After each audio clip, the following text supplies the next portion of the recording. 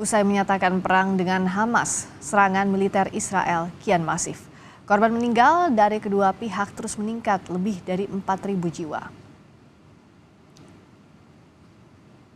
Serangan udara Israel tak henti membombardir gedung permukiman di wilayah Gaza. Dilaporkan lebih dari 14.000 orang terluka akibat peperangan Israel dan Hamas.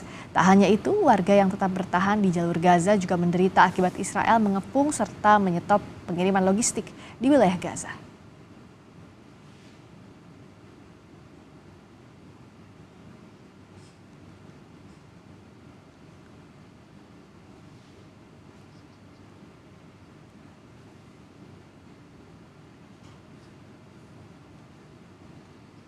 Dan inilah visual dari atas di mana serangan udara Israel merusak kamp pengungsian Nuseirat di jalur Gaza.